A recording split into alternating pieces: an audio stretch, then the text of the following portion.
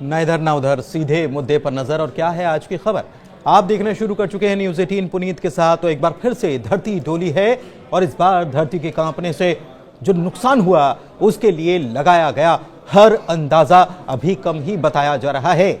जो जानकारियां निकल कर आ रही हैं उसके मुताबिक इन भूकंप के झटकों से सैकड़ों नहीं बल्कि हजारों की संख्या में लोग प्रभावित हुए हैं। कई लोग लापता हैं, कई जख्मी हैं, कई मारे गए हैं, लेकिन इनकी संख्या कितनी है इसका ठीक ठाक अंदाजा लगाना पाना भी मुश्किल साबित हो रहा है, क्योंकि हर संख्या पल पल बदलती जा रही है। और म्यांमार ने भूकंप की वजह से 6 क्षेत्रों और राज्यों में इमरजेंसी का ऐलान कर दिया है। म्यांमार और थाईलैंड में शुक्रवार को भूकंप के तेज झटके महसूस किए गए और इसकी तीव्रता 7.7 आंकी गई। जानकारी के मुताबिक भूकंप दोपहर 12:25 पर आया, जिसका केंद्र बांग्लादेश सीमा के पास मांडले में था। यूएस जियोलॉजिकल सर्वे के मुताबिक म्यांमार में भूकंप के पहले झटके के 12 मिनट के बाद ही दूसरा झटका आया। दूसरे भूकंप की तीव्रता 6.4 थी। भूकंप का केंद्र सागाइंग से 18 किलोमीटर दक्षिण में था। अमेरिकी जियोलॉजिकल सर्वे और जर्मनी के GFZ के सेंटर फॉर जियो साइंस ने कहा कि भूकंप का केंद्र म्यांमार में धरती में 10 किलोमीटर नीचे था। लेकिन चीन की सरकारी न्यूज एजेंसी शिन्हुआ ने चीन के चाइना अर्थक्वेक नेटवर्क सेंटर से जो हवाले से खबर दी है उसके मुताबिक भूकंप की तीव्रता 7.9 बताई गई है। भूकंप इतना जोरदार था कि इरावती नदी पर बना एक बड़ा सा पुल जो है वो गिर गया। दूसरी तरफ म्यांमार की राजधानी नेपिडो में सड़कों पर भी दरार आ गई। इसके झटके भारत, थाईलैंड, बांग्लादेश, चीन समेत 5 देशों में महसूस किए गए हैं। इतना ही नहीं, थाईलैंड की राजधानी बैंकॉक में भी भूकंप के तेज झटके महसूस किए गए और वहां पर कई इमारतों को खाली करा लिया गया। दूसरी तरफ म्यांमार के बड़े हिस्से में इमरजेंसी का ऐलान किया गया है। USGS के अनुसार भूकंप का केंद्र बर्मा के संगोंग शहर से 16 किलोमीटर उत्तर पश्चिम में मांडले शहर के पास स्थित था। यह राजधानी से लगभग 100 किलोमीटर उत्तर में है। बताया यह भी जा रहा है कि भूकंप के तेज झटके दक्षिण पश्चिम चीन के यूनान प्रांत तक भी महसूस हुए। बैंकॉक म्यांमार के भूकंप के केंद्र वाली जगह करीब 1000 किलोमीटर दूरी पर है। हालांकि यहां पर भी इतना जोरदार झटका महसूस किया गया कि निर्माणाधीन इमारत ही ढह गई। इसमें 43 मजदूरों के फंसे होने की खबर मिल रही है।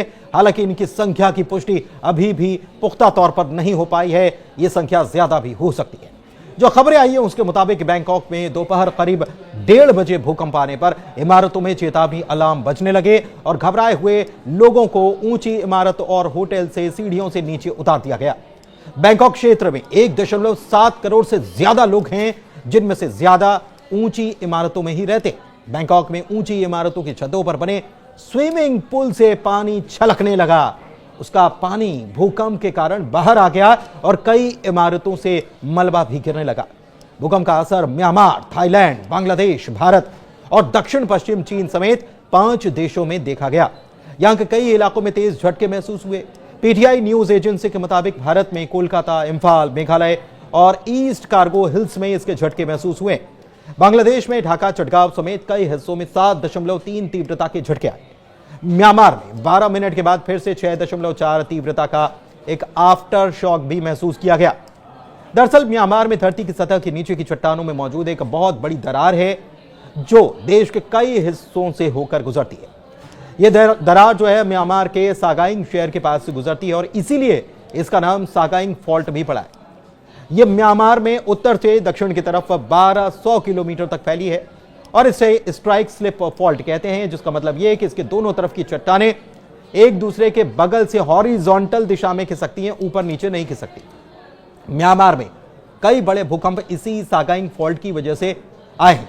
वैसे आपको बताएं कि भारत और म्यांमार की सीमा पर बीती 11 मार्च को भी भूकंप के झटके महसूस किए गए थे और इसकी तीव्रता 5.3 आंकी गई थी।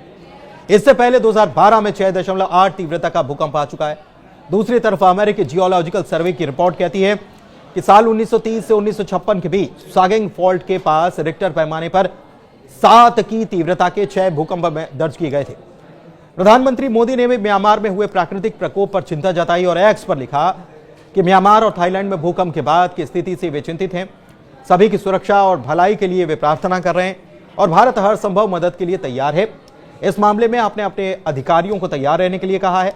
और विदेश मंत्रालय से म्यांमार और थाईलैंड की सरकारों के साथ संपर्क में रहने के लिए कहा है। लेकिन जो हालात बने हैं उसमें कई सारी बातें उठ रही हैं। सवाल यह कि क्या अब भूकंप के बाद सुनामी आ सकती है? तो इसका जवाब यह है कि बड़े भूकंप के बाद सुनामी की आशंका हमेशा बनी रहती है।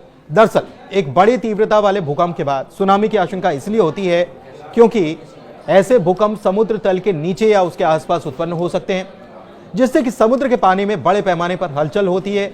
इससे टेक्टोनिक प्लेट्स में अचानक और शक्तिशाली हलचल होती है और सुनामी आने की स्थिति भी बन सकती है। फिलहाल इस वीडियो में इतना ही। धन्यवाद।